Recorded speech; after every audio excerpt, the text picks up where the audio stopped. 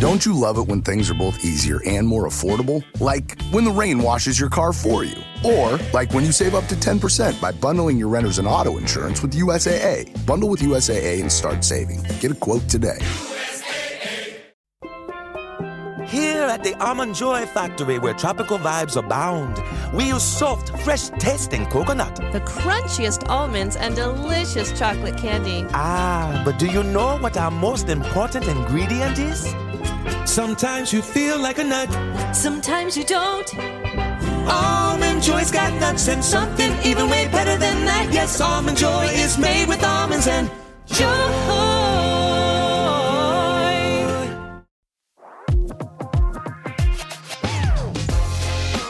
Welcome to 4.0 to Pro, the pickleball podcast that focuses on a single shot, tip, or strategy to improve your pickleball game with every single pocket-sized episode. Our goal is to make you better on the court every time you hear our voices. Ladies and gentlemen, welcome to another episode of 4.0 to Pro, your pocket-sized pickleball podcast, where we teach you a single shot or strategy every single episode. I'm Michael O'Neill, here in sunny Long Beach, California, joined by the Professor, Mircea Perariu, there in Boca Raton, Florida. What's up, dude? How you doing, my friend? What do you think of your new nickname that I'm gracing you with? I'm lukewarm on it, but... Okay, I feel like it does tell a bit of the story, though. You're very analytical. You approach the game differently than many. But maybe there's another word. I think we need to find it, though. I'm going to leave it up to you because, Yeah, you can't nickname yourself. No, so that's a big faux pas. That's a faux pas. Hey, guys, guess what? We have officially launched. If you didn't listen to the last little bonus episode we did yesterday, we have officially launched the dates for the first 4.0 to Pro camp, which is going to be at The Fort in Fort Lauderdale, Florida, May 29th through the 31st of 2025. The camp is 402p.com/camp. And dude, first of all, They're selling like hotcakes. We've already sold 50% of our VIP camp spots, and we've sold a little over 25% of our regular, and we haven't even really officially announced it yet. So the indication now is that it appears as if it will sell out. And it's at this place, the Fort, which you've actually played. Yeah, I've played a bunch of times there, including a tournament, the APP Fort Lauderdale. And oddly enough, there's going to be another APP Fort Lauderdale next weekend. And I believe they have 2 or 3 more scheduled because the APP has set up shop there as their home base. Oh. And they're trying to do a camp style, a la like Nick Balterius, a camp style, young person development camp. And the facility is crazy. If you guys really want the full rundown of the facility, just listen to that previous episode we just did, just before this one, where we interviewed Brad, and he's the founder. It's just got so much cool stuff. And if you see the flyovers of everything, I want to say is it playthefort.com, playthefort.com, if you guys want to check out the flyover. It's incredible, including a huge stadium court, which, if I'm not mistaken, will be officially opened up to the public the weekend that we are doing our camp for the first time. So that's exciting. We hope so. You're That's the ETA. Strong arm them. Yes, really, exactly. Best laid plans. Anyway, so today, Mircea, Professor, we are going to talk about something that everybody has to do in pickleball, and it is arguably the most complex area of pickleball play because you got a lot going on, and that is the transition zone. That is the spot between the baseline and the kitchen, and there's offensive things, there's defensive things, there's a lot to think about in terms of where you're placing the ball and what your goals are, and et cetera, et cetera. So we're going to try to break all that stuff down in this app. Yeah, let's do it. Let's simplify it, though. Let's try to break it down into bite-sized pieces. You see what I did there? I do. Pieces. Let's start by defining what we're trying to do. We're serving the ball, and our ultimate goal is to get to the non-volley zone. And I think one of the things that people don't realize is that I always joke and say you have to have a foot fetish in pickleball. And that is if you can see their feet, you hit their feet. And one of the major advantages of being all the way up at the non-volley zone is that your feet are hiding behind the net. They cannot get to your feet. They can't hit your feet from there with a hard shot. They have to hit a dink that sort of goes over the net. I literally just watched a group of ladies playing yesterday, and this woman was struggling, and she said, I can't seem to get this shot. And it's because she wasn't, on return of serve, advancing all the way to the non-volley zone. She was just moseying in. So that next shot she was getting was right at her feet. And she kept going, man, I can't seem to get that shot. And I didn't say anything, but I kept going, that's not the problem. The problem is you're not going all the way up, and they're able to get your feet from there. So we're trying to avoid that at all possible. Yeah, you were talking about when she was returning, but this also applies when you're serving. And the key is to remember there are multiple steps along the way. A lot of people forget that at the very beginning, in the pre-serve routine, you have a lot of choices that can help you to get up to the non-volley zone.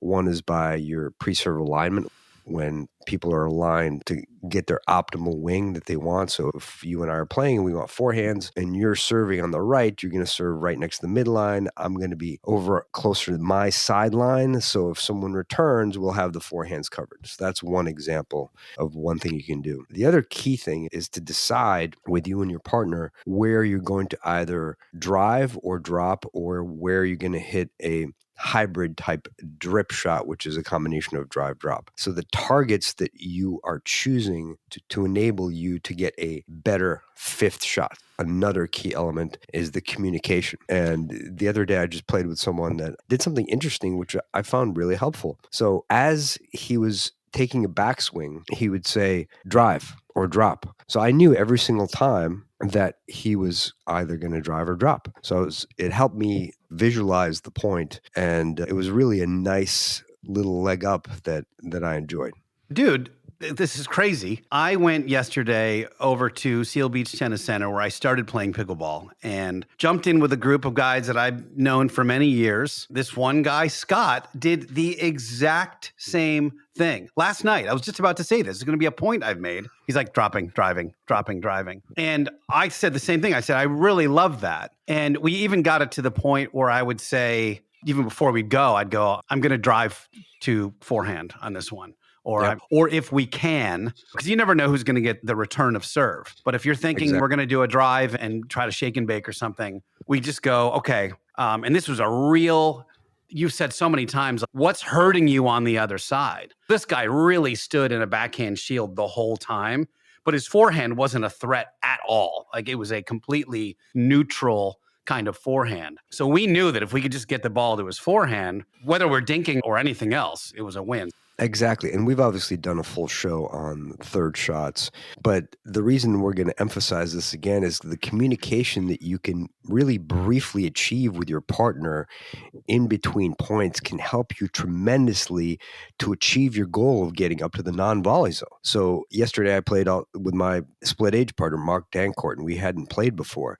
And he found it tremendously helpful when we picked targets and he knew that I was driving to a specific spot. So I'd say I'm driving cross court to the guy that's moving. I'm drawing down line to the guy that's moving. Then I even told him, like, I'll take the fifth in the middle. So he can really just focus straight ahead and doesn't have to look at me and wonder why or what I'm doing. He can really just start to advance on appropriate shots. In my mental rankings, there's two hugely important pieces of that third and fifth ball. The second most important to me is that the partner who's not taking the shot is watching their partner hit the shot. So watch your partner hit that third, because very often at the earlier ends of that, either the late 3.5, 3.7540, early 4.0 players, is they'll just storm the gates and they'll just run right up to the non-volley zone, giving no thought to whether that third is any good, the one that their partner just hit. And then if that ball's high, then they're just a sitting duck right at the non-volley zone line. Ideally, when you want to start off the game, the simplest strategy is just to drive or drop to the person that's moving, the person that's returning, and you communicate that with your partner. If you see a weakness, you can tell your partner, driving to Joe's backhand or driving to Susie's backhand. So your partner knows they don't have to look at you all the time. One of the things I always tell people that I am just playing with, if someone has a really hard, deep return and it's hit to me, it's very difficult to hit a perfect drive or drop on someone's really good return. So ideally, I would like to drive those, and I will tell my partner, don't move up. Let me try to drive. If I can get a drop, I'll hit a drop. But if I can get us a good fifth, I'm going to try to drive the ball to get us an easier fifth. So don't just go up to the non-volley zone willy-nilly without having a plan. Now, if your partner has a really good drive, a really good drop, or they're in the groove, one of the things that your partner can do is tell you where they're driving or dropping. If I'm in the groove, you and I are playing, Michael, and I'm on the left, I will tell you, if I get a short return, I'm going to drive it to Joe's backhand. So if you trust me, if you've seen that I've really gotten in the groove and I get a short return, you know exactly where I'm going to hit the ball. So you don't necessarily have to look at me, because that can cost us a little bit of time and it costs us a little bit of pressure. So if you have this plan with your partner, you can really apply a lot of pressure on the opposing team, especially on short or relatively easy returns, by the person that's not hitting the third or maybe the fifth. That person can move up ahead of their partner and try to put some pressure on the other team. Yeah, there's almost like this inverse relationship of the more you communicate, the less you have to watch. The less you communicate, the more you have to watch in some ways. I think a lot of times it almost has to evolve as you get better at a player. We would typically say, look, on that third, make sure you're watching your partner hit the ball, because you need to have some idea where it's going if you haven't had this communication ahead of time. Absolutely. And then that way you're not just storming the gates, which I do see happen a lot in the earlier side, in the threes and the early 4-point somethings, where they just assume that their partner is going to hit this magical third, and all of a sudden that ball is hung up high in the middle and they're a sitting duck at the line, which is not. In fact, I had a partner in a tournament that used to do that, and he would just storm the gates, and I was like, bro, you're putting way more pressure on me to hit this perfect ball. And also, I didn't know what I was going to hit at the time, and I probably didn't have this idea of, oh, let's really plan out where we're going on this ball, which I do think is something that you really bring to the table a lot. So the trust you get as a partnership, and maybe this is the big difference between general rec play and having a standard tournament partner, where you can get to know the things that they're good at and where they like to go. Yep. If you're playing rec play, most likely, if they're not listeners to this show, they may not know all the communication that we need to do. And you might have to watch a little bit more. The point of all of it, though, is that you have to be ready for whatever that next ball is. And the most important part of all of this is that, and I think you argue with me if you like, Mircea, I think over every other scenario in pickleball, the transition zone emphasis on split step and having a stable base when you hit the shot is paramount. It is so critically important in the transition zone, almost over every other spot on the pickleball court. That is a point that I certainly will not argue, and I will expand on it a little bit by saying not only is it important to split step and have a stable base, athletic posture, and you want to be ready, and by your ready position, when you're up closer to the kitchen, you're going to have your paddle up a little bit higher up, maybe at your abdomen or chest in the ready position. The further you are back, the more you want your paddle a little bit lower. If you are 1 or 2 or 4 feet into the baseline, into the transition zone from the baseline, you really want your paddle down, because if your paddle is high, if it's at your waist, you often have to reach down because the other team wants to hit it at your feet. And if you're volleying at your waist when you're 3 to 4 feet inside the baseline, those balls are going out. Yeah. And that position is very often like a volleyball dig or like a shortstop fielding a grounder. You're wide, your hands are down between your legs, because that's where we just talked about at the beginning of the show. They can see your feet. They're hitting your feet more than anywhere else on the court. You're so exposed in the middle of that transition zone. In terms of being stopped, I think the most important thing, not only is it to stop and have that posture that we talked about, is to not to move through your shots. If you are being aggressive, if you are moving forward as you're hitting, an example might be you get a relatively short ball, you're advancing through the transition zone and you're trying to drive it and be aggressive, what's going to happen with your momentum going forward and you taking a backswing and then a follow through? Well, you're not stable at all. The ball's going to come back to you really fast and you're not going to be balanced. It's either that or it's going to go out. Oh, yeah. Unless you're hitting someone, okay? And if your momentum is taking you forward and you're taking a swing and you're taking a follow through, that ball is going to go out unless you're hitting someone. So this is so key. If people remember one thing, this is what I want them to remember. If you are hitting the ball in the transition zone, finish your shot, be still, stable, finish your shot, and then you move through. An example was the short hops that we were talking about, or half volleys, that when people are hitting it down at your feet, that is when you want to put your paddle down, let the ball bounce on the ground, let the paddle do the work. A lot of times people try to move through it. They try to help it along by moving forward through the shot or trying to do something with their paddle where they're trying to generate some sort of spin or anything. Just let the ball come to you. Let the paddle do the work. Half volley, let it land in the kitchen, and then you move forward. It's so funny, Mircea. As we were I was pouring myself a glass of water, and I thought, if there's one thing I want someone to take from this episode, it's to be still when they're hitting the ball and just be stable and split step and finish the shot. And we're totally in lockstep on that. If it's the only thing you take from this podcast is that. It is so critical. And if, by the way, if you want to go and drill this stuff, if the only thing you did, let's say you go to Friday Night Lights and you're listening to DJ music or whatever, you're on the courts, if the only thing you thought of all night is, let me make sure that I stabilize and split step in the transition zone, you will be amazed at how much better you play today. It's crazy. Incredible. One thing I've noticed, and you tell me, you play a lot of high-level guys, but I'm sure you watch somewhat lower-level rec games as well. Have you noticed people being a little more aggressive from the middle of the transition zone than they were a couple of years ago? Because before it used to be like, what can we do to get the ball to bounce in front of the opponents that are sitting at the non-volley zone? And now I'm seeing a lot more aggressive drives coming from there that probably are going out. But as we've discussed multiple times, you get a hot ball mid-center mass, sometimes hard to get out of the way when somebody rips it at you.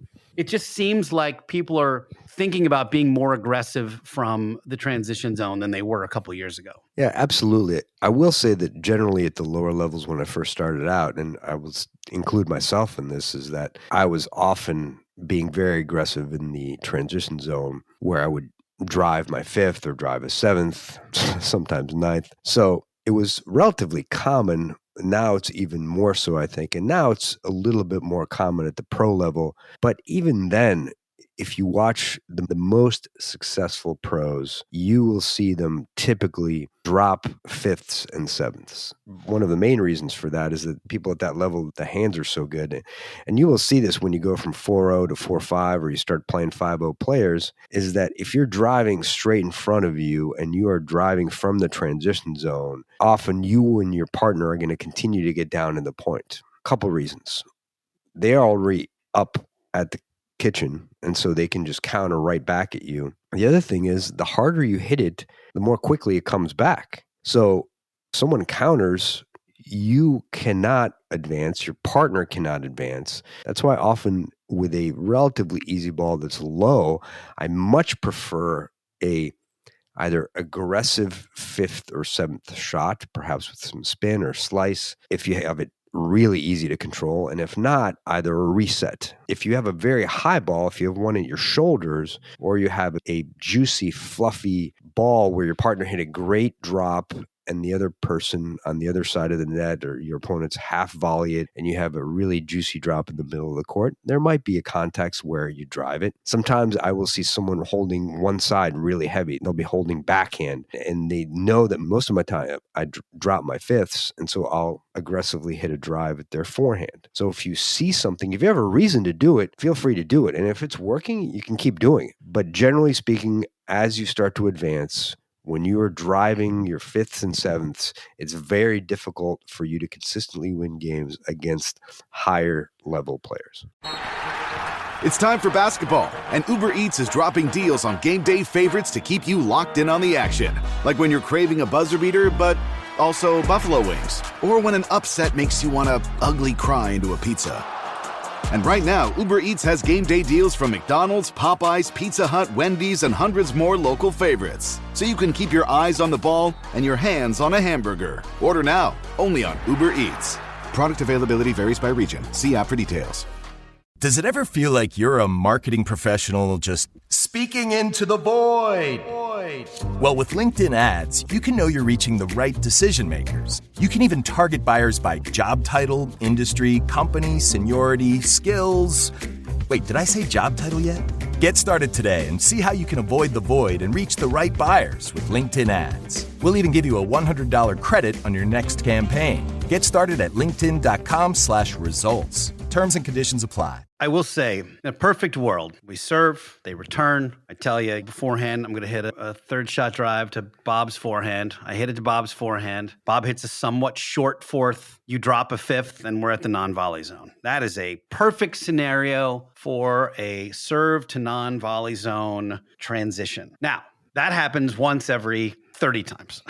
Like it's a perfect world. More likely, we have to field a fifth and then a seventh and then a ninth and then an 11th sometimes.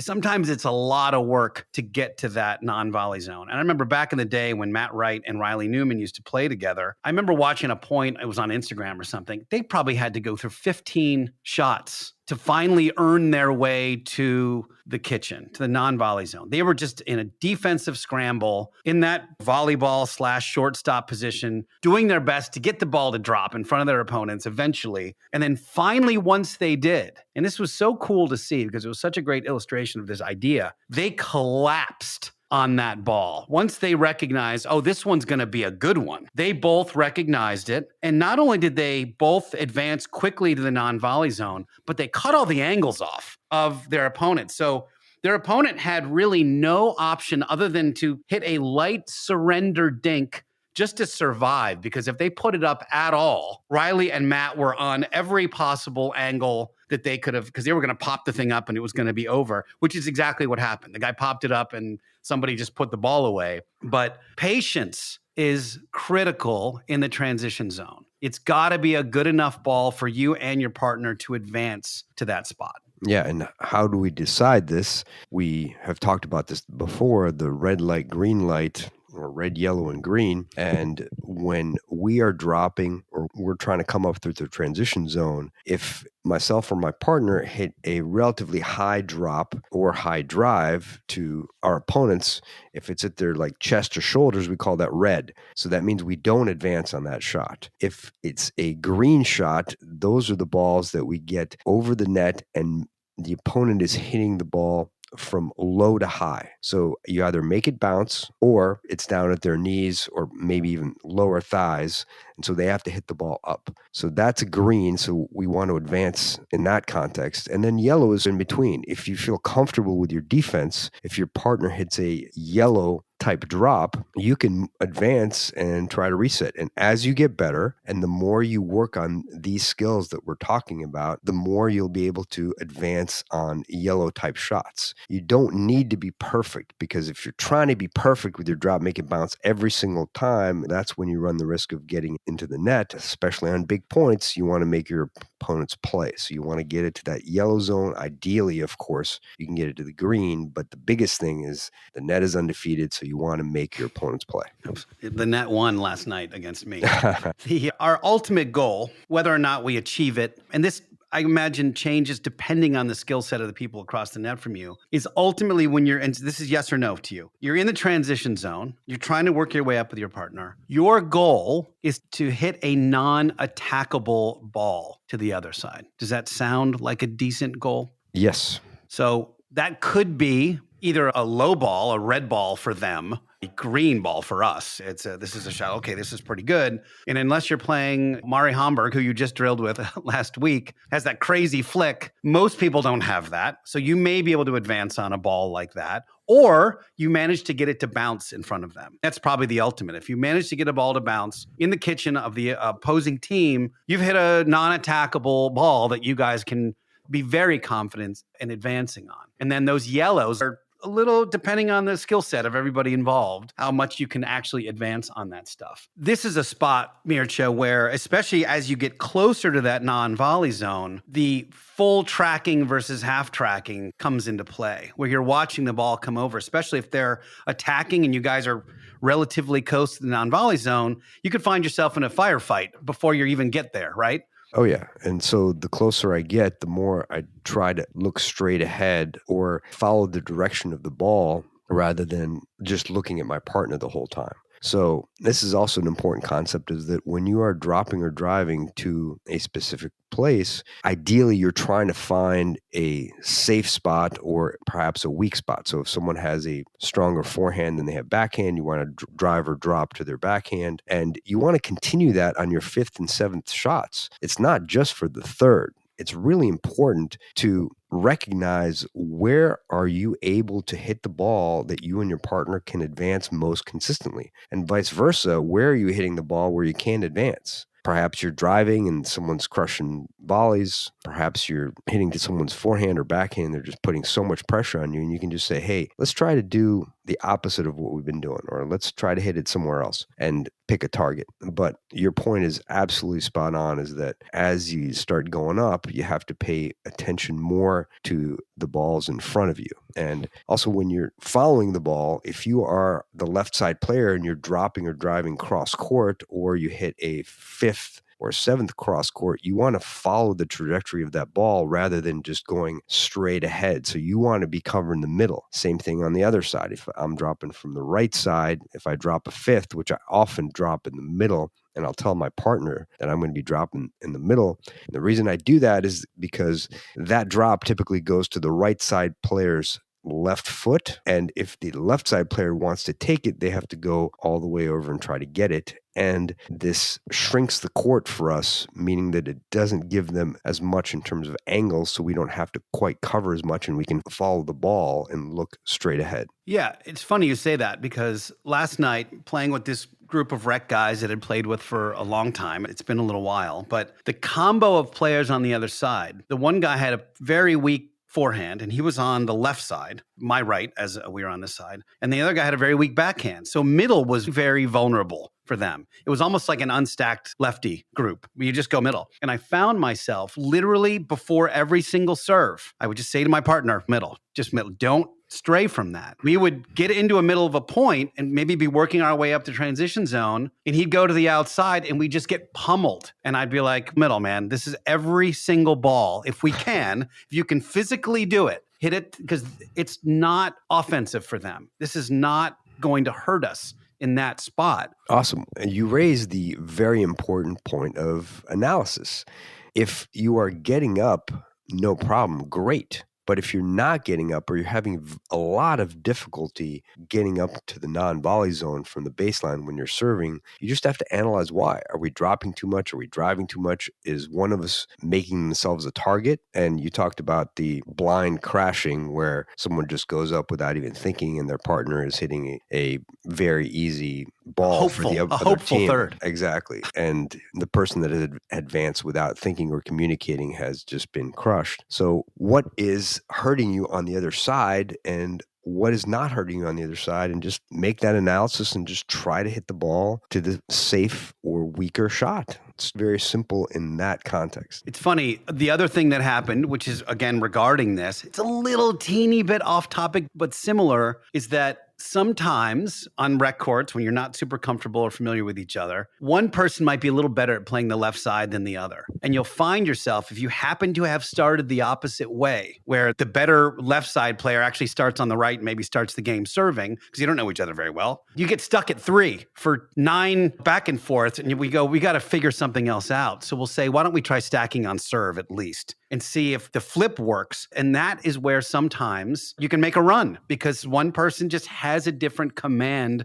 of that 3rd and 5th than the other one does. If you get stuck at an odd number, consider the stack on serve and see if that can fix things. That's a really good tip right there. Along the same lines of following the ball, if I'm on the left and you're on the right and you're a little bit ahead of me and I have a pretty comfortable 5th, if I hit a 5th cross court, and so the left side player is taking that ball, say they are going back down the middle. So it's like middle cross court. You are on the right side. What you don't want to do is reach over off balance to hit a ball that is either out of your reach or you're off balance or it's very low, because that ball is coming right to my forehand. And ideally, I should be following that shot. And so I'm covering the middle and I should be stable and balanced. And you are probably not if you are reaching over to get that ball that's coming away from you. It's the hockey save. Exactly. And you want me to take that ball because it's coming right to my wheelhouse.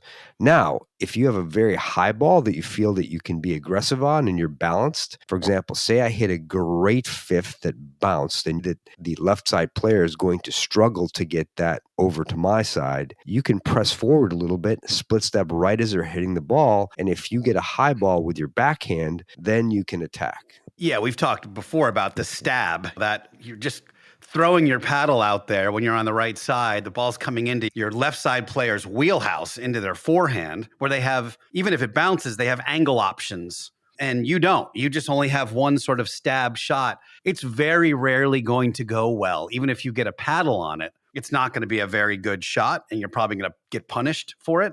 But that's part of partner trust as well. It's in realizing where you're supposed to be on the court. And very often when you're in rec play and someone stabs that ball, they turn around and go, oh, sorry, that was probably your shot. And you go, yeah, that's good. Hopefully next time we sort that out. But instinctually, you're right there. You want to do it. It does take a bit of discipline to let the thing go and let your left side player play left side and be bigger and have angles and take it over, and et cetera, et cetera. Exactly. And this is something that comes with communication, time on the court with your partners. But a lot of these things that we are talking about, you can very briefly discuss with players that you're just picking up in rec. It doesn't take 20 minutes to say, hey, let's drive or drop to the person that's moving, or let's hit our fifths to Susie's backhand. I'm really hammering on Joe and Susie. Sorry about that.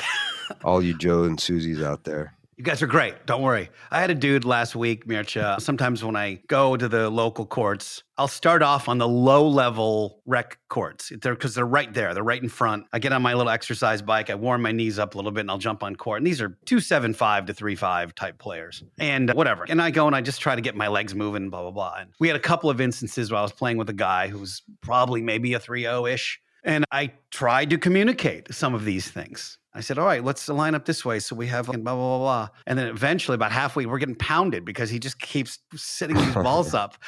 And I go, hey, I said something, again, tactical. This wasn't like, hey, you got to fix your forehand. And he goes, just play. No, stop talking. And I was like, all right, man, no problem. Yep. I think we lost 11-3. That's all right. It was like, it's one of those things where sometimes, and you probably see this all the time. This was this woman on the court the other day where I was watching her not advance all the way to the non-volley zone. And then she was getting stuck in the transition zone with these low balls and going, damn, I don't have the right shot for that. And I'm like, it's not the shot. It's the fact that you weren't at the non-volley zone. There's so many things you can see that you can just go, oh God, that you can fix 1, 2, 3 little tactical things, and it changes the entire game. It can change it dramatically. And again, I'm going to harp on this again. If you do one thing, and that's not move through your shots in the transition zone, finish your shots, you're going to improve your game tremendously. Just that one thing. To me, Mircea, this is actually one of the most fun things to drill. There's a bunch of really cool drills for the transition zone. What are some of your faves? So my favorite is the 7-Eleven, where you have one person up at the kitchen and the other person is at baseline. The person up at the kitchen typically feeds, and the person's job from the baseline is to get up to the non-volley zone, and then you play out the point sort of skinny singles style. So if I'm on the left and you're across from me on the right, we just play it that way. And then I like to do that in each part of the court. We'll start off that way. Then I'll go to the right side at the baseline and drop cross court to you on the right. Then you go back, and then we do it like that. So if you keep score, the person at the net has to get to 11, and the person that's starting at the baseline has to get to 7. I usually like to just go to 11 just to challenge myself. And after all, you're drilling. So it's not really a big deal. That's why you're the professor, first of all. A couple of variations to that I like. Number one, when you feed the ball from the net to the person at the baseline, that is representing a return of serve. So this is really their third that they're hitting, correct? Correct. So we want to make our thirds. I will say it's somewhat cooperative. You're not just ripping a ball to some corner where they have to hit this really weak shot. I will say that feed is generally cooperative. If someone's working on their backhand or thirds or their forehand thirds or whatever, we'll pay attention to that. But if you miss your third as the person at the baseline, we have a little thing we started doing is, okay, if you miss that third, you can do 10 push-ups and negate the point that the other person gets. So you could either make your thirds or get really buff. You could do air squats. You could do whatever, something like that. Yeah. It's a win-win. Yeah. So whatever variation you want to do on that. And I do love the fact that you mix it up and go corner to corner and left side and right side. Yeah. And the other thing that I really like is to do that 2-on-1 where two people are up at the non-volley zone and one person is back. That's usually the way we do it, but it also works well the other way. If a team is practicing to try to work on their ability to come up together, that's a really good way to do it if you only have 3 people where one person is at the non-volley zone, the other 2 start from the back. One thing to really work on is your resets and half volley shots in the midcourt / transition zone. And one way to do that is to have one person at the non-volley zone, the other person either a third of the way or 2/3 of the way in the transition zone. We just lost Mircea. He was just abducted by aliens. I was literally going to say the same thing, you guys, which was in the middle of the transition zone. Someone's at the non-volley zone. Someone's in the middle of the transition zone. This is really helpful with a basket of balls and just feeding you low, like kind of shoestring shots that you have to get to drop in the kitchen and just have them fire shots. I love to work on my backhand, like left foot on that one. And that is generally how it, oh, you're back there, Mircea. I was just saying that, and I'm not sure if this is where you were going with it. Can you hear me okay, first of all, now that you're back from being abducted by aliens? That's weird. How did that happen? I don't know, but I would check for alien abductions. But I was just saying one of those really cool drills is when that person's at the non-volley zone, the other one's, and they're feeding you like left foot, low left foot and low right foot, because that's a lot of what you're going to see, and in between, and really trying to reset those balls, which is, to me, arguably the most difficult part. And I also love to do that instead of me just being totally static. I actually have to move up and split step while they're hitting the ball or just before they're hitting the ball. So I hope I'm getting to where I'm supposed to, but it really helps reinforce the split step and stable base of that particular shot. Yep, absolutely. The other one that's really good is when you have one person in the transition zone and the other person is actually standing at the net. So this is a little bit awkward, but you're like all the way at the net? Like they're up against the net? Like literally at the net. Okay. And it's a little bit awkward, but as the transition zone player, you're trying to imagine that you're dropping into the kitchen. And that person's job is to put extra pressure on you by volleying at your feet. And this is somewhat cooperative. The person at the net, it's actually most difficult in this drill to be at the net because it feels very awkward. But your goal as the person at the net is just to try to get as many balls at the feet of the player that's opposing you in the transition zone. But it can really help to practice that drill. And then I usually will do that for, say, 5 or 10 minutes, and then have the person at the net go back to the non-volley zone in the traditional fashion, and then do the same drill that way. And it's remarkable how many drops and resets you're going to get in the kitchen when you do the drill. It's almost like when you do the hands drill from inside the non-volley zone and then step back to the non-volley zone line, and it feels like it's in slow motion. Exactly. So I'm assuming that the person at the net is on their side of the net and not your side of the net. I mean, yes, it correct. doesn't matter that much. No, but, you're correct. You're correct. Okay. It's on their own side of the net. I like that. This is the one I was speaking about before, where they're just firing balls at your feet. It